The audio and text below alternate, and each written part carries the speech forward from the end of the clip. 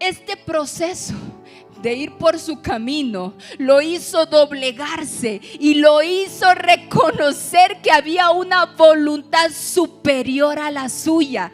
Hasta que estuvo postrado, Pablo pudo decir: ¿qué quieres que haga? Y a muchos de nosotros Dios nos ha estado llamando, pero los procesos te llevarán a postrarte y a decir: Señor, ¿qué quieres que haga? No desprecies tu proceso. No desprecies tu proceso, porque ahí conocerás a Dios de una manera diferente. Pablo creía, o Saulo en aquel momento creía que estaba haciendo el bien, pero no lo conocía. Y luego de este proceso, este hombre conoció a Dios. Quiero empezar contándole algo como muy cotidiano que le pudo haber pasado a usted, pero que en esta ocasión me pasó a mí esta semana. Y es que para algunos que me conocen sabrán que tal vez yo no soy la persona más allegada a las mascotas. Nunca tuve una mascota, entonces no me acostumbré a eso. Pero resulta que me caso con un hombre que es amante de las mascotas. Y resulta que mis 2 hijos también son amantes de las mascotas.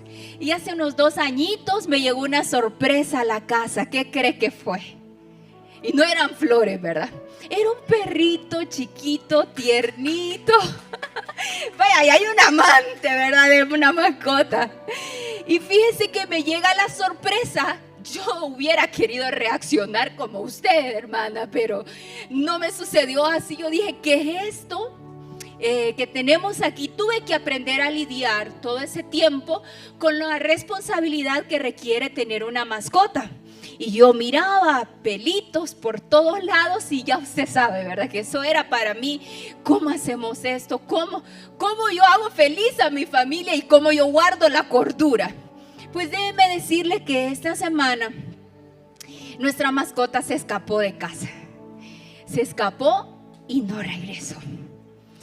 Y ahora algunos dicen que yo estaba feliz, pero fíjese que me ha tocado lidiar y ha sido duro ver a mis hijos llorar, ver lo tristes que están y estamos en ese periodo. Entonces yo me di cuenta que llegué a la casa del trabajo y el perrito no salió a recibirme como siempre lo hacía. Ese perrito podía llegar todo el mundo y no importaba, si llegaba yo, él no dejaba de seguirme a donde yo fuera, así lo ignorara. Él llegaba hasta que yo le hacía así y lo tocaba, él ya se iba bien tranquilo. Entonces comencé a extrañarlo y me di cuenta de que lo estaba empezando a querer. Y sabe que así nos pasan algunas cosas en la vida. Comenzamos a valorar aquello que estamos comenzando a perder. Como por ejemplo, la salud. Comenzamos a valorar la salud únicamente cuando se nos ha dado un diagnóstico, cuando algo de nuestro organismo no está funcionando bien. Decimos: la salud es importante, no la valoré lo necesario y hoy estoy extrañándolo porque la estoy perdiendo. Muchos no valoramos la libertad que tenemos en nuestro país, que usted va a donde quiera. Usted quiere ir a Copán, vaya. Usted quiere ir a Pulapanzac, vaya. Usted quiere ir al mercado, vaya. Pero en otro país no es igual. Incluso algunas personas que por un arrebato de ira hicieron algo inadecuado y cometieron un delito y de pronto están privados de libertad, se fueron presos y en ese momento comienzan a valorar: era tan bueno ir a la pulpería. ¿A cuántos les gusta ir a la pulpería? No, ya sé que no es tarea bonita, ¿verdad? Pero comenzamos a valorar aquello que estamos perdiendo. Por ejemplo, no sé si usted se acuerda en el COVID, ¿cómo extrañamos venir a la iglesia, sí o no? Pero hay días que no queremos venir. Pero cuando había COVID y no podíamos venir y todo estaba cerrado, decíamos, ¿cuándo será el día que van a abrir para poder estar junto a los hermanos y adorar al Señor? Hasta que perdimos esa libertad, esa posibilidad, comenzamos a valorarla. También, cuando en el COVID usted no podía visitar a ningún familiar y usted decía, qué barbaridad, yo quisiera irlo a ver, yo quisiera estar ahí. Pero hay días que nosotros no queremos ver a nadie, ¿no es así? Que estamos cansados de la gente y decimos, ay no, ahí viene otra vez. Y no queremos, pero hasta que comenzamos a privarlos, cuando comenzamos a perderlos, comenzamos entonces a valorar estos privilegios que tenemos. Mi pregunta es, ¿qué bendición está rodeando tu vida hoy que no estás valorando? ¿Será tu tiempo? ¿Será tu salud? ¿Serán tus años? ¿Será tu familia? ¿O será este tiempo de estar en la casa del Señor? No esperes a perderlo para comenzar a extrañarlo o a darte cuenta de que lo querías, como me pasó a mí. Todo este tipo de situaciones que vivimos en la vida nos hace cargar una mochila invisible. Nos vemos aquí, ninguno probablemente ande mochila, pero sí andamos una mochila invisible llena de todos nuestros problemas. ¿Quién no tiene problemas? Llena de estrés. Una mochila que contiene preocupación, una mochila que contiene situaciones de salud difíciles, una mochila que tiene una escasez financiera, una mochila que tiene dudas, que tiene rutina. Y parece que, por pequeños que sean, no pesan, pero andar una mochila todo un día, ahora imagínese andarla toda la vida. Tiene un peso y tiene una repercusión. Eso genera fatiga en nosotros. ¿Cuántos se han sentido fatigados alguna vez? Y la fatiga puede ser física, puede ser espiritual y también puede ser emocional. Es una sensación de cansancio, de agotamiento o de falta de energía. Como le decía anteriormente, algunas veces estamos fatigados y no queremos ver gente. A veces estamos fatigados espiritualmente y no tenemos ganas de orar. Estamos fatigados y no tenemos ganas de que nos hablen de algo de servicio. O estamos fatigados físicamente que no queremos ni levantarnos de la cama un día. No sé si les ha pasado eso, eso se llama fatiga. Matías, ¿puedes pasar por favor? Esto es un esfuerzo que se hace repetitivamente y muy prolongado. Quiero que me ayudes por favor a correr en el mismo punto hasta que yo te diga. Ajá, corriendo, muy bien. Así hasta que yo le diga, ¿ok? Gracias. Mire, cuando usted toma un martillo en su mano y comienza a martillar una piedra y da golpes, aparentemente nada está sucediendo. Aparentemente usted lo va a poder hacer hasta romper la piedra. Pero ¿qué pasa si hace esta actividad repetidamente? Va a tener una fatiga en su brazo, ¿sí o no? Va a doler después de 1 hora, va a doler después de 2 horas. Sí, produce fatiga y eso es lo que pasa en nosotros cuando el estrés es un estilo de vida y es una carga que llevamos todos los días. Amén. Ahora, quiero decirle algo.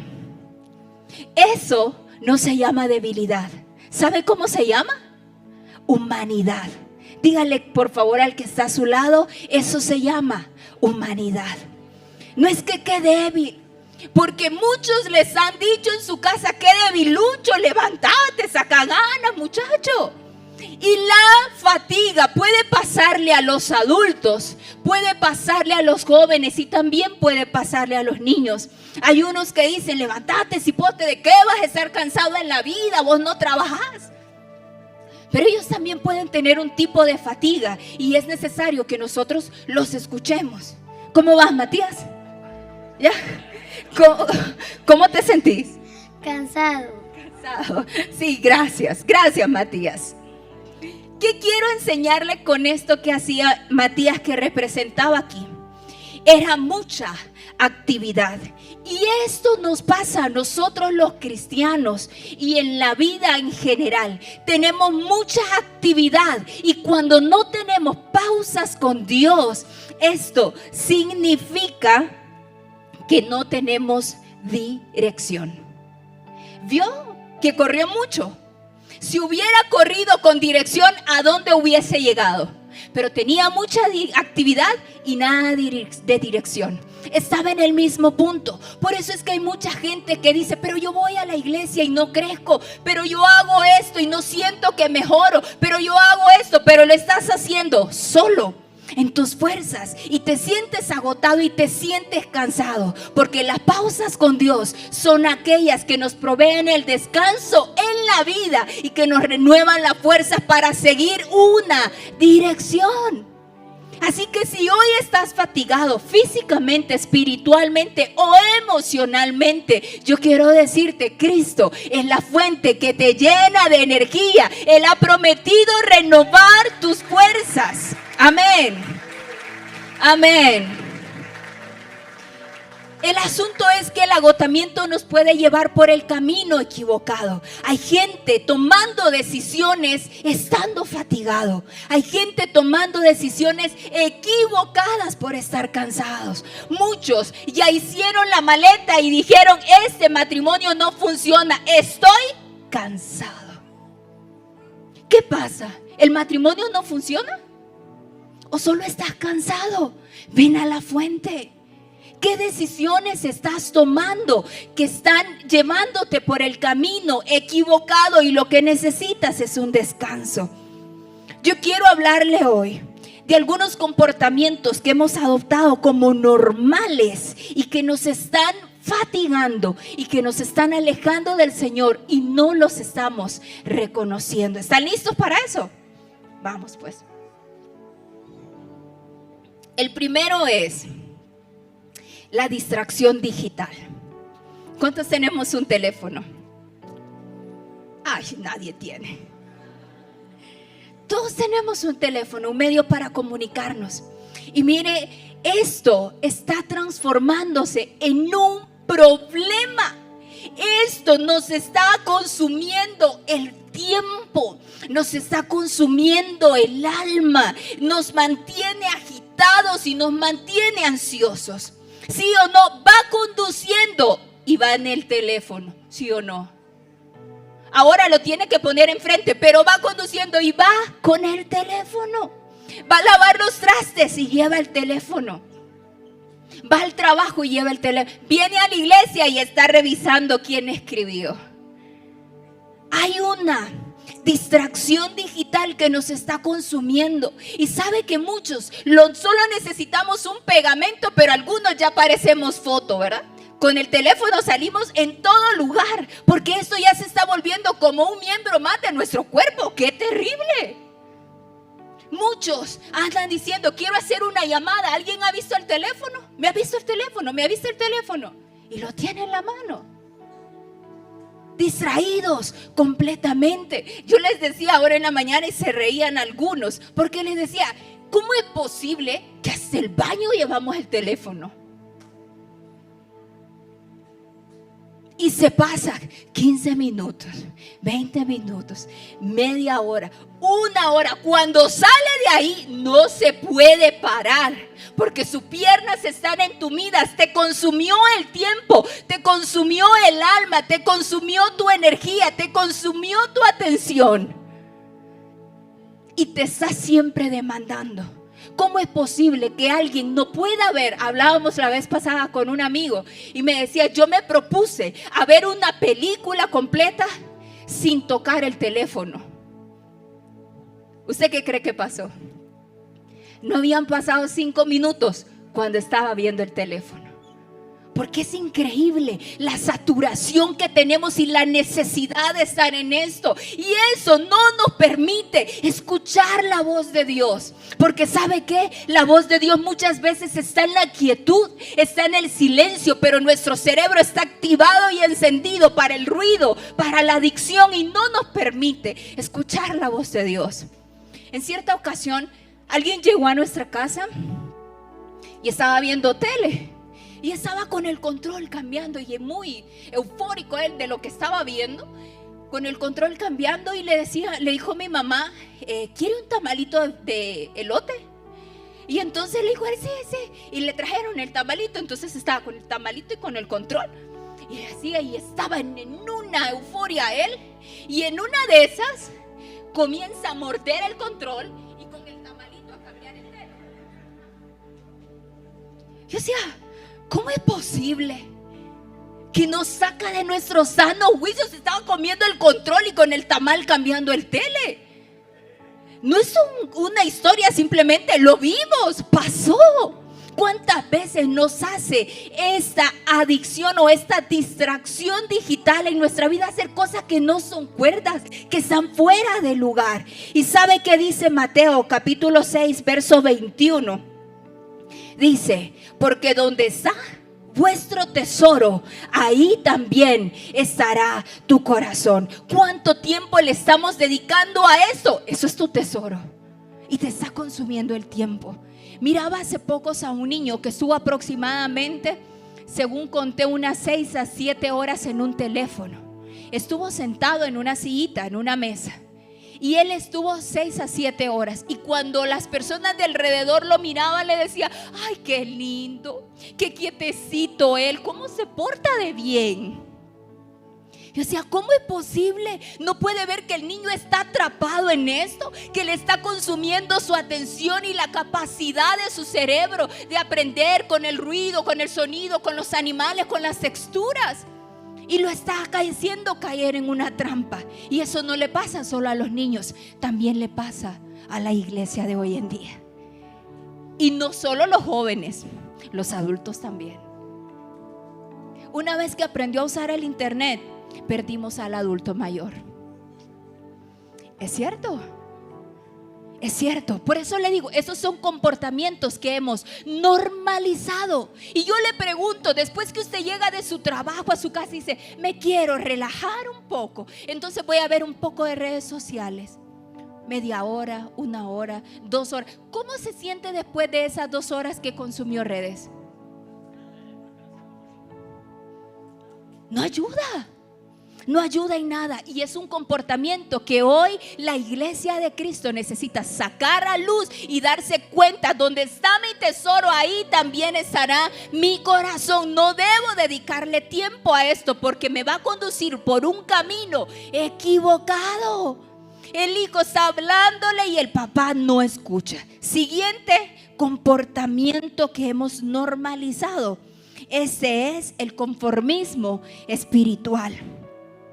Conformismo espiritual es una mentalidad de que Dios me ama tal y como soy. ¿Cuántos sabemos que Dios nos ama?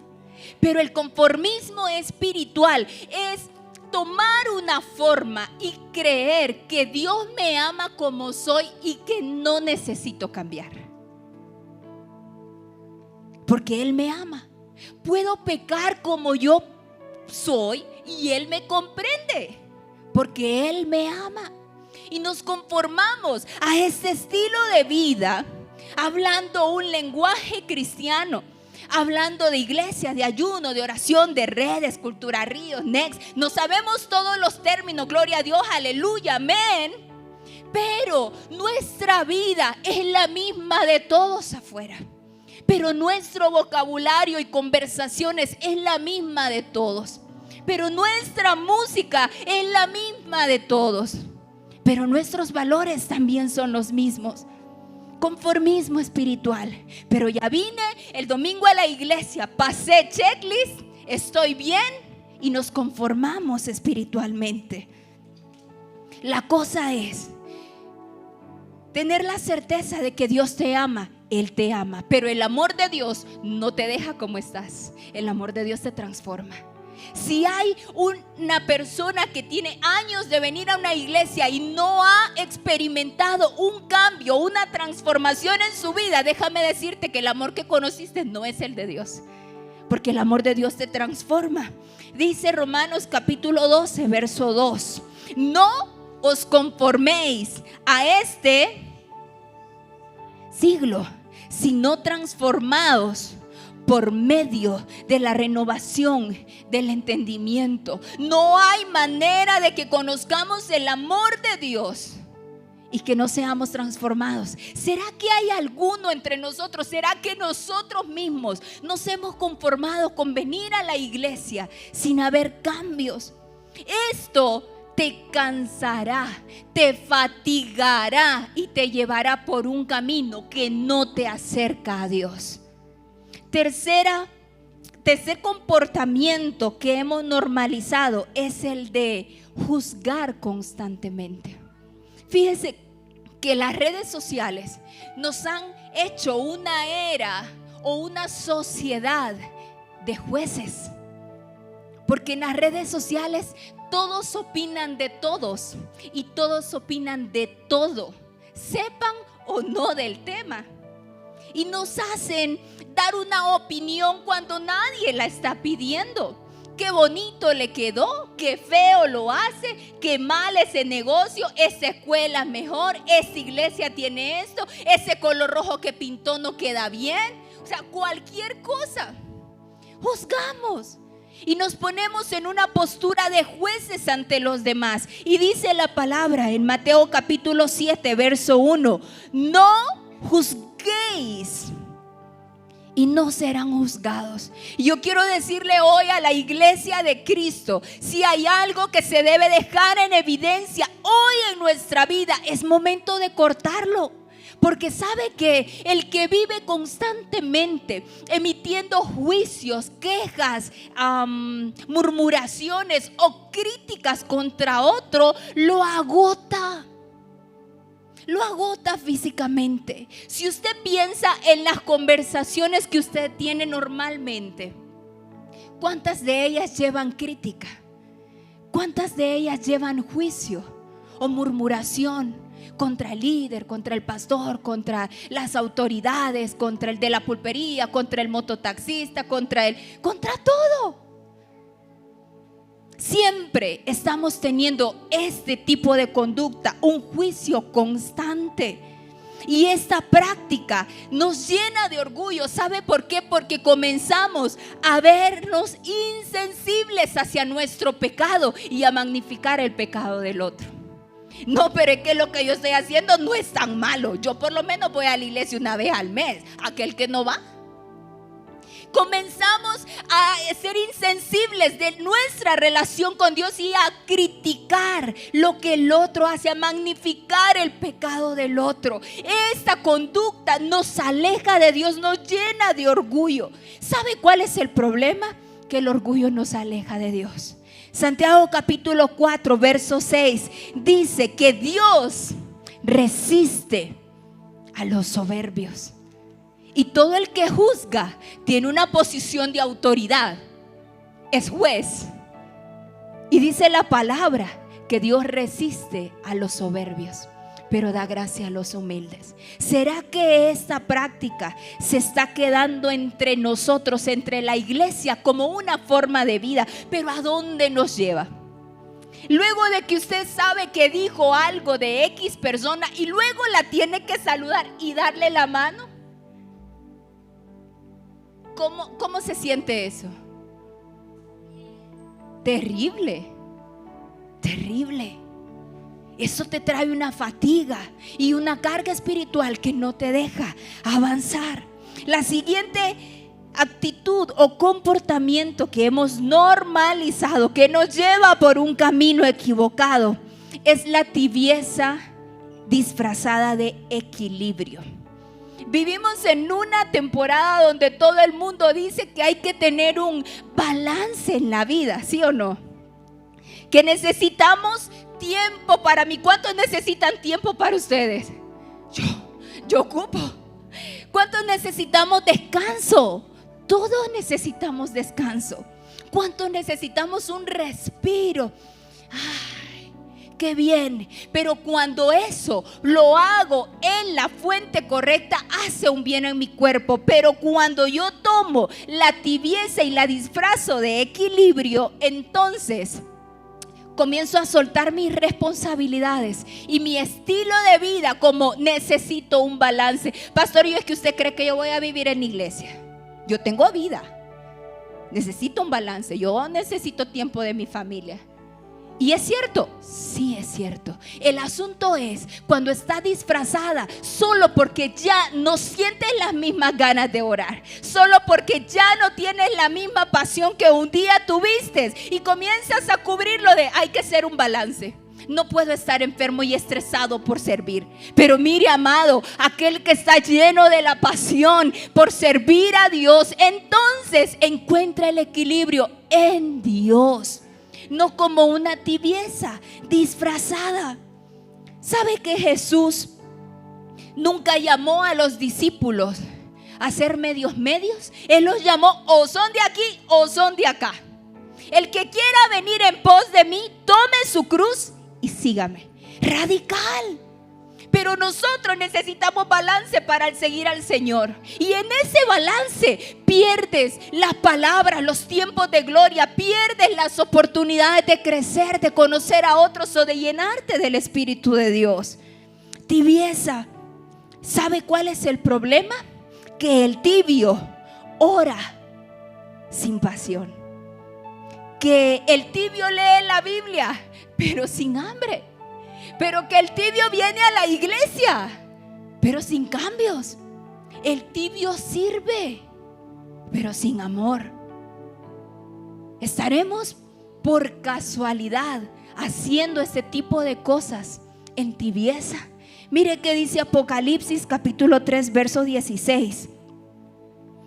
Dice: pero por cuanto eres tibio y no frío ni caliente, te vomitaré de mi boca, dice el Señor.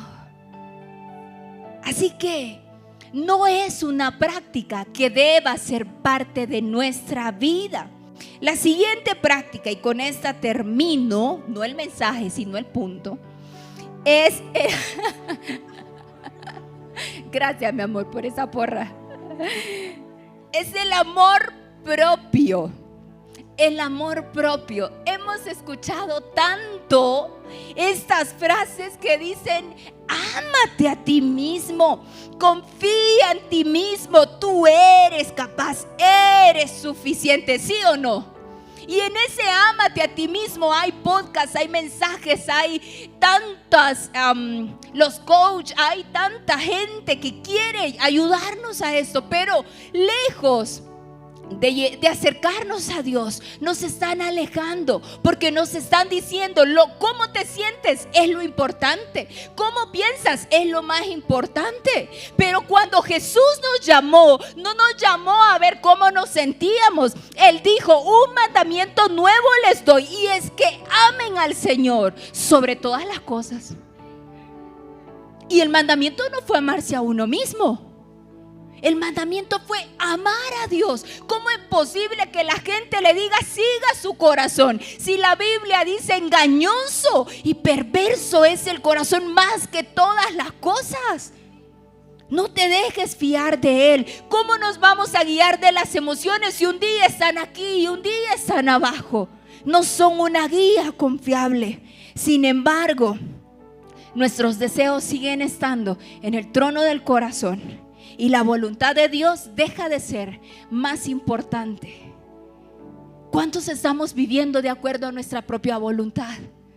A muchos Dios les ha pedido hacer cambios y ha sido intencional, y hasta el día de hoy sigue gobernando su propia voluntad y no Dios. Yo pregunto esta mañana: ¿quién está en el trono de tu corazón? ¿Tu voluntad o la voluntad de Él? El problema es cuando nuestros planes son más relevantes que los planes de Dios. Cuando Dios quiere hacer algo contigo, si necesitas tomar una decisión de casarte, pide la voluntad de Dios, no tu voluntad. Pero si sus planes se han vuelto más relevantes, déjame decirte algo: que mientras yo esté en el trono, Cristo está en la cruz. Y Él no te ha llamado a estar en el trono, te ha llamado a la cruz. El problema entonces está: ¿qué ¿Qué decisión estamos tomando en nuestra vida? ¿Qué plan estamos siguiendo? ¿Qué voluntad estamos siguiendo? Lucas capítulo 9, 23, se los leí anteriormente. Si alguno de ustedes quiere ser mi seguidor, tiene que abandonar su propia manera de vivir. Usted sabe cómo vivir su vida, ¡qué bueno! Pero si quiere ser seguidor de Cristo, y mire, esto es del que quiere, ¿usted quiere? Porque no es obligado. El que quiere ser mi seguidor, abandone su propia manera de vivir. Es que a mí me parece que, ¿qué dice Dios? Tome su cruz cada día y sígame. Esta es una invitación. Pueden hacer fila todos los que quieran. Nadie quiere hacer fila para tomar la cruz. Esta invitación que Jesús hace no es a la comodidad. Pero hoy vivimos en un mundo donde queremos todo lo bueno, todo lo cómodo, todo lo que se adapte a nosotros. Pero la palabra de Dios no se puede torcer de acuerdo a nuestra voluntad. No es posible. ¿Sabe que todos estos comportamientos que le acabo de mencionar nos llevan al camino del trono de nuestro corazón? Y ninguno de estos nos da paz y seguridad. Y muchos quizás nos identificamos con alguno de estos y decimos, sí, yo creo que tengo un poco de este, yo creo que tengo un poco de aquel. Y al fin y al cabo estamos hoy en la iglesia y nos encontramos fallando nuevamente. Y mire esto, si nosotros fuésemos, digamos que nosotros somos este crayón y el propósito de Dios en nuestra vida, esta es nuestra vida. Y Dios nos trazó un propósito. Y cada día que pasa, escribimos parte del propósito que Dios tiene para nuestra vida. Y hay días muy buenos donde tenemos excelentes resultados. Y hay días muy malos donde tenemos pésimos resultados. Y luego vienen las tormentas, los embates de la vida, la traición, lo que no esperabas, y te quiebran. Ya la pasaste. Y ahora dices, ¿qué hago? Necesito salir adelante, no me puedo quedar aquí. Y sigues escribiendo tu historia como puedes. Pero esta vida que vivimos a diario es una cosa tras otra, ¿sí o no? Que si no es la lluvia es que no hay agua. Que si no es el gobierno es la policía. Que si no es la escuela es que si no es la familia es la iglesia. Y una cosa tras otra. Y seguimos escribiendo nuestra historia. Pero cada embate quiebra nuevamente la esencia de lo que somos. Y yo no sé cuántos hoy están esta mañana y han venido esperando una palabra de confirmación. Y yo quiero dártela esta mañana.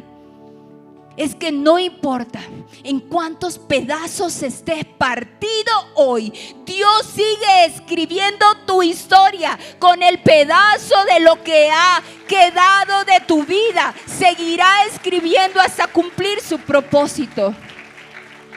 Me encanta algo, y es que hay una declaración que Jehová hacía acerca de él y decía: yo soy el Dios de Abraham, yo soy el Dios de Isaac y el Dios de Jacob.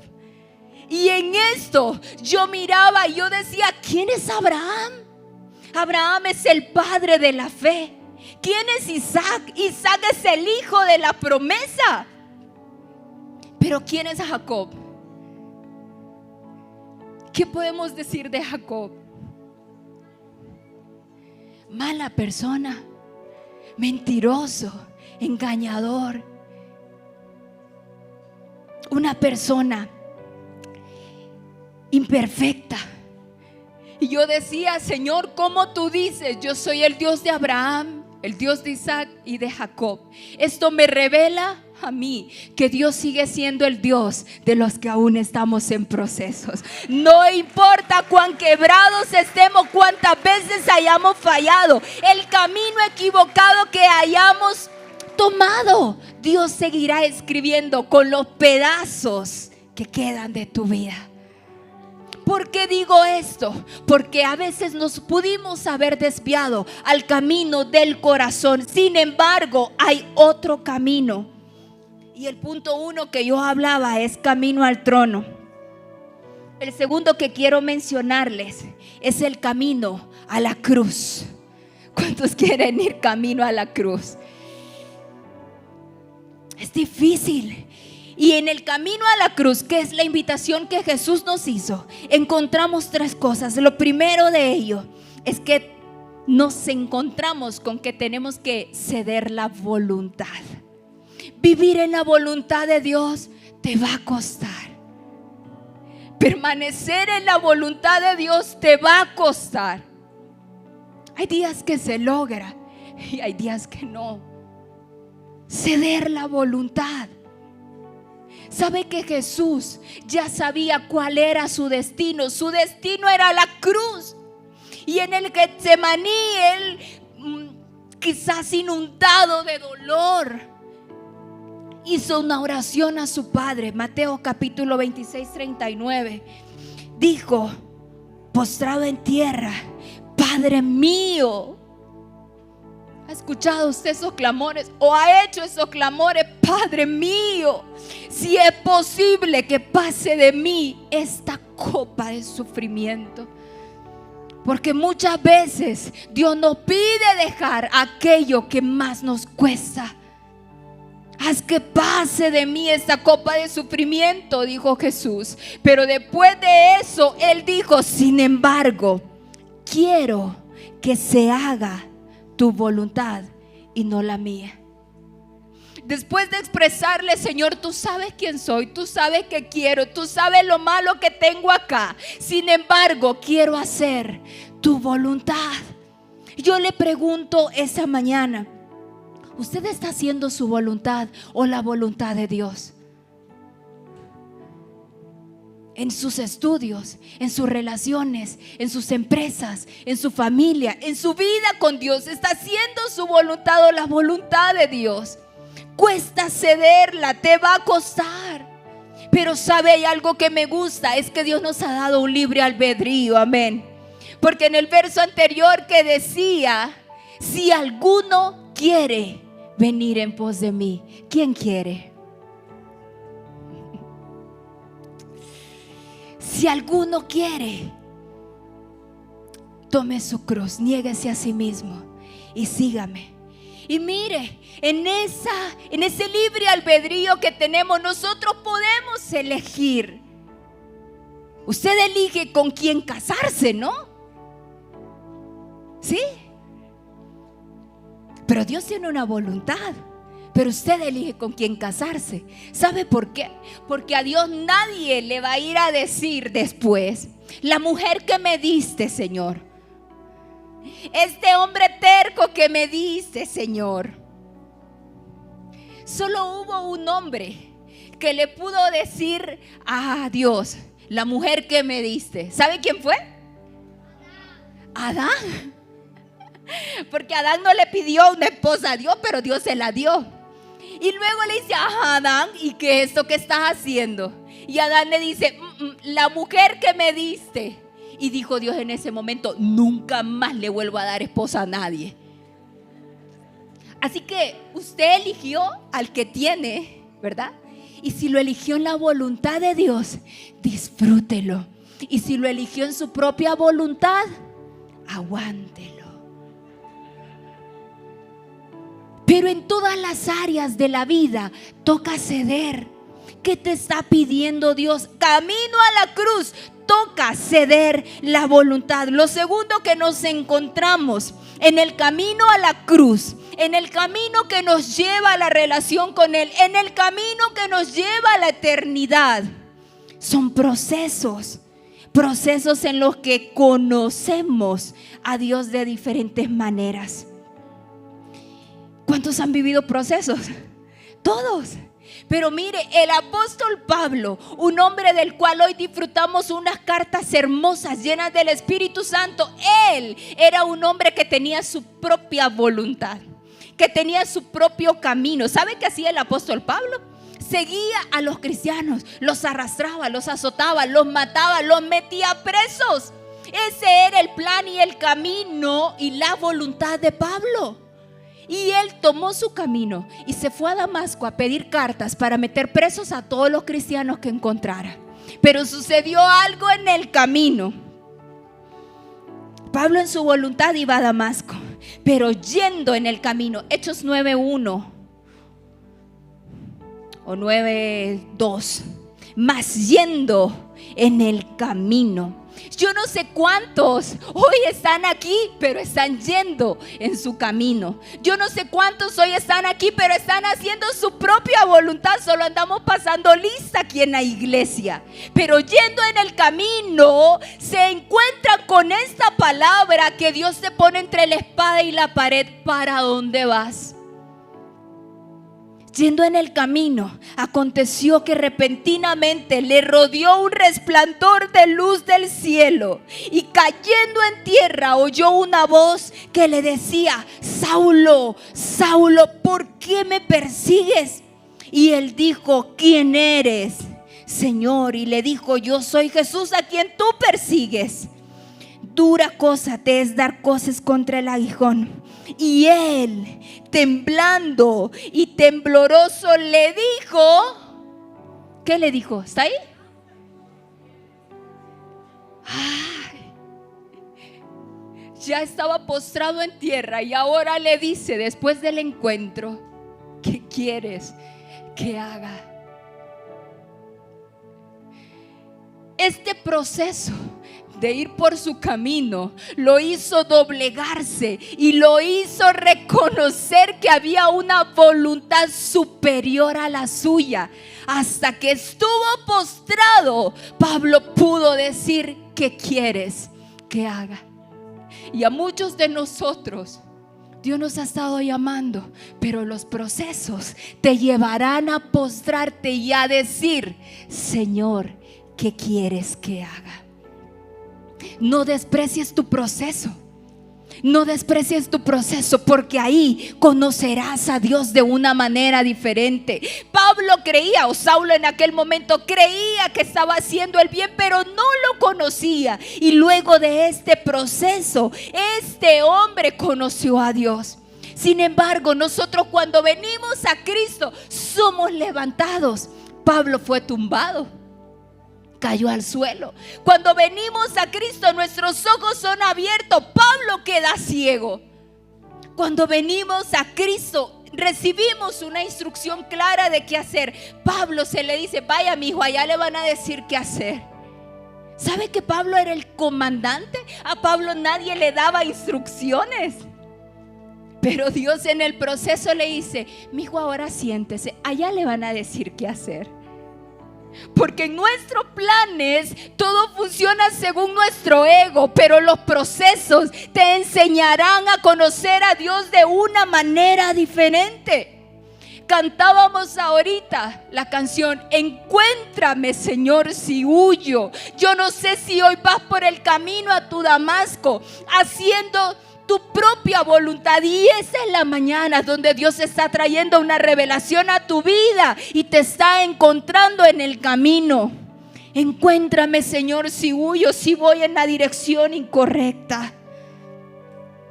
Más adelante dice Hechos capítulo 9 verso 15. Dios le habla a Ananías y le dice: Ananías, va a venir un hombre, yo quiero que ores por él, quiero que lo sanes. Y le dice una palabra que a mí me llama la atención. Dios le dice a Ananías una palabra para Pablo. Mire qué le dice: porque yo le mostraré cuánto le es necesario padecer por mi nombre. ¿A cuántos Dios los está llamando? ¿Y sabe a qué lo está llamando? A padecer. Porque hacer la voluntad de Dios cuesta. Porque conocer a Dios en medio del proceso cuesta. El problema es cuando buscamos nuestra voluntad y comodidad. Pero Dios le dice a Ananías: yo le voy a mostrar a este hombre cuánto tiene que padecer. Ananías oró por él. Fue sano, recobró su vista, fue lleno del Espíritu Santo, fue bautizado de inmediato y seguidamente predicaba en las sinagogas. ¡Wow! No importa cuánto proceso haya, siempre habrá una nueva forma en que conozcas a Dios en medio de los procesos. Pablo vivió azotes, Pablo vivió naufragio, vivió prisión, incluso la muerte. Conoció lo que es padecer por causa de Cristo. Sin embargo, él se decidió el día que se determinó, cuando dijo: ¿qué quieres que haga? No importa si toca la muerte, iré a la muerte. Y lo cumplió. Aprenderás a conocer a Dios en el proceso. Yo no sé cuál sea el que hoy esté pasando, pero si hoy tú dices: Dios para mí es Dios sanador, es porque un día estuviste enfermo y Él te sanó.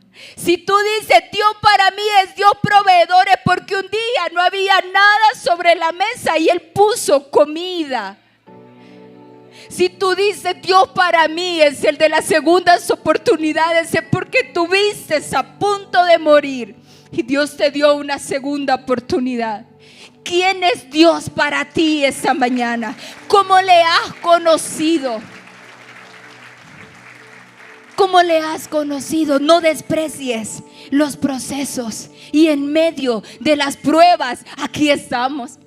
Y en medio de las dificultades, aquí estamos. Y hay feriado y la iglesia sigue acá. ¿Qué es lo que pasa con este tipo de gente? Son locos que van a la cruz, que en medio del proceso conocen a Dios y no pueden alejarse. Lejos de tomar otro camino, siguen hacia la cruz. El camino del sufrimiento, el camino del proceso. Sin embargo, no estamos solos. Amén. Lo tercero que nos encontramos en el camino que nos lleva a la cruz es la vida del Espíritu. La vida del Espíritu. Es hermoso caminar con el Espíritu Santo y decirle: Espíritu Santo, hoy me toca predicar, acompáñame. Espíritu Santo, hoy voy al trabajo, acompáñame. Espíritu Santo, hoy tengo este caso, acompáñame. Es hermoso. Pero hay un salto que necesitamos dar, y es de pasar de pedirle al Espíritu Santo que nos acompañe a decirle: Espíritu Santo, a todo lugar donde tú vayas, yo iré. ¿Sabe por qué? Porque dice la palabra que los que son guiados por el Espíritu, estos son hijos de Dios.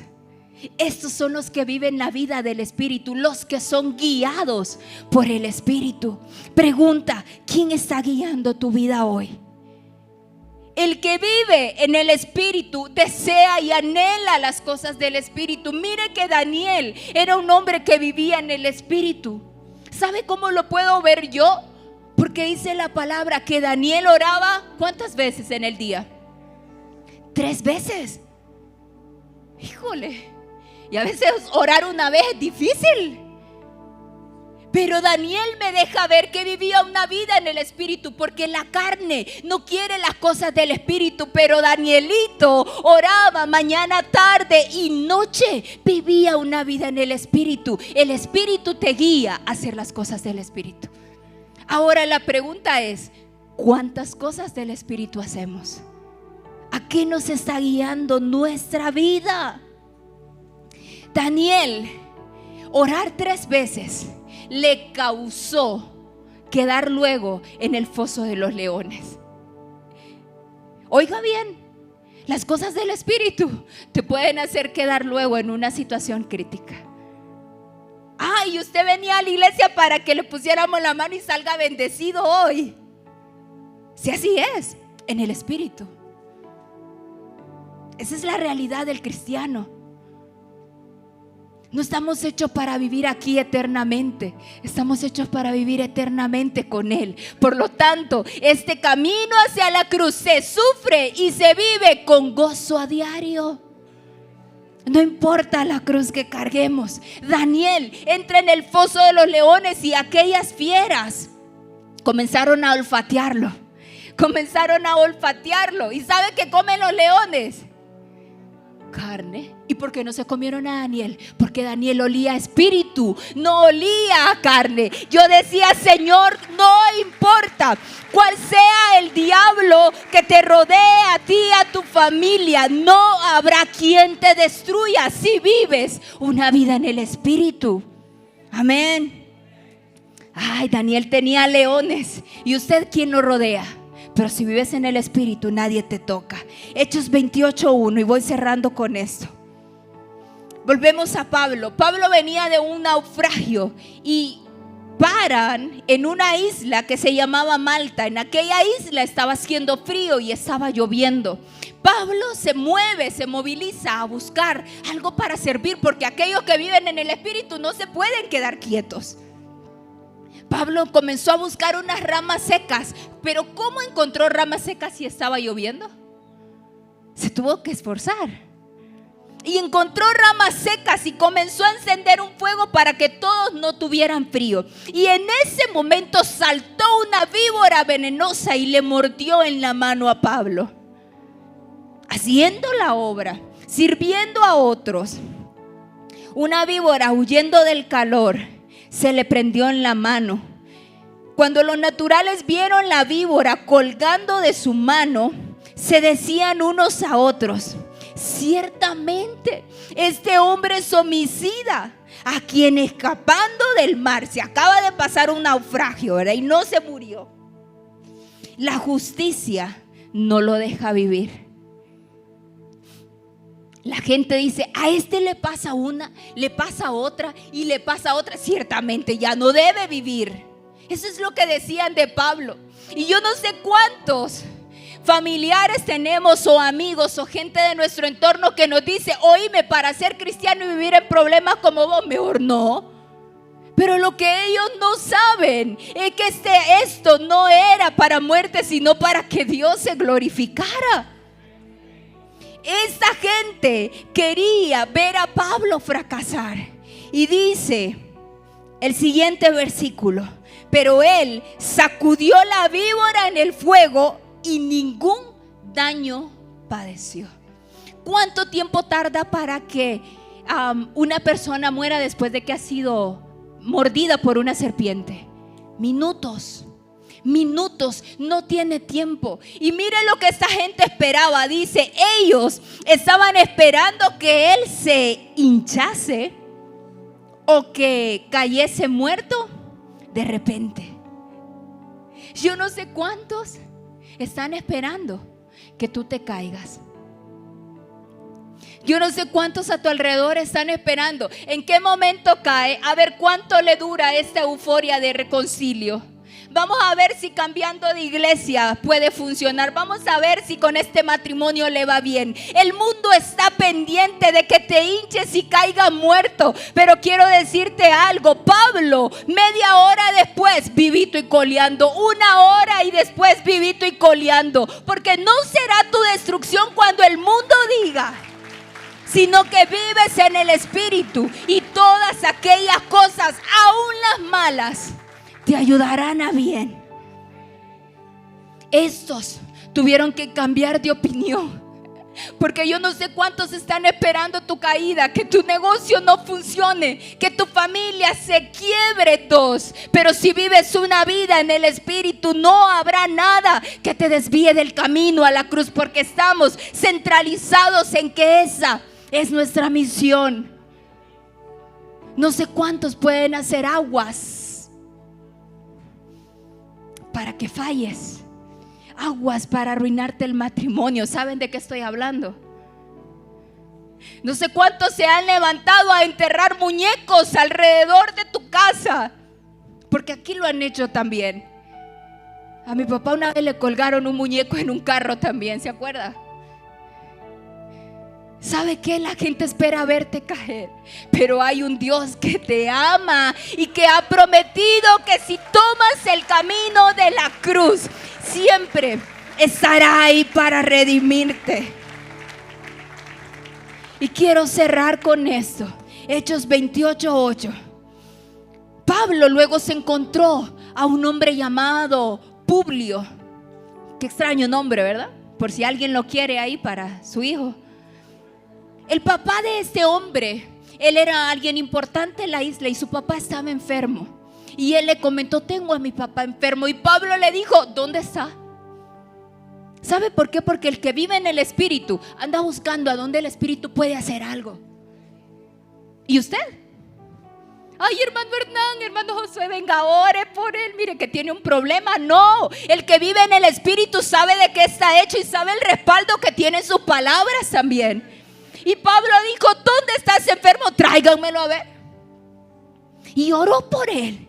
Y luego que oró por él, le impuso las manos. ¿A dónde lo había picado la serpiente?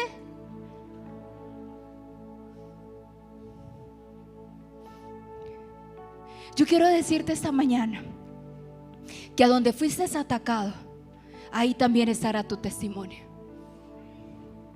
Yo no sé si el enemigo ha atacado tu matrimonio, tu familia, tu salud, tus finanzas, lo que sea, relaciones, pero donde fuiste atacado, si mantienes una vida centrada hacia la cruz, ahí también estará tu testimonio.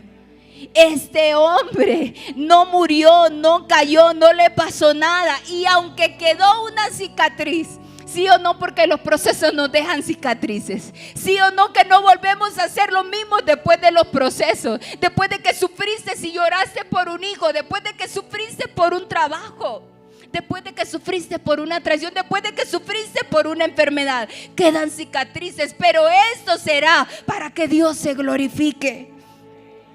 Mi tema de esta mañana es entre el trono y la cruz. Esta es una decisión que tomamos todos los días. ¿A dónde quieres caminar? ¿Hacia el trono de tu vida o hacia la cruz? No es fácil y no hay fila de los que quieren caminar hacia la cruz, porque te va a costar, porque no será sencillo. Pero déjame decirte algo: no importa si hoy sientes que ya estás acabando tu carrera, Dios aún tiene camino que recorrer contigo. Segunda de Timoteo capítulo 4 verso 6 dice Pablo mismo: porque yo ya estoy para ser sacrificado y el tiempo de mi partida está cercano. Algunos viven de esta manera diciendo: no, yo ya no, hermana, mi tiempo ya pasó. Pero déjame decirte que si hay canas en tu cabeza, todavía hay camino por recorrer. O si ya no hay canas ni pelo, todavía hay camino por recorrer. Esta mañana yo vengo a hablarle a alguien que en el Espíritu quiera entender que entre el trono y la cruz, hoy elijo la cruz cada día de mi vida. Y mire, el apóstol Pablo dijo con pasión estas palabras: he peleado la buena batalla. ¿Cuántos queremos llegar al día que nos presentemos delante de Jesucristo y podamos decir estas palabras? He peleado la buena batalla, he acabado la carrera, he guardado la fe. No importa los procesos, he guardado la fe. No importa cuántos embates hice mi esfuerzo, no importa cuántas veces me quisieron derribar, he guardado la fe. Y Pablo dice: por lo demás me está guardada la corona de justicia. Por lo demás me está guardada la corona de justicia. Si bien es cierto, esta vida no se nos está ofreciendo corona, se nos ofrece cruz. Pero en la eternidad hay una corona de justicia para todo aquel que quiera vivir camino a la cruz.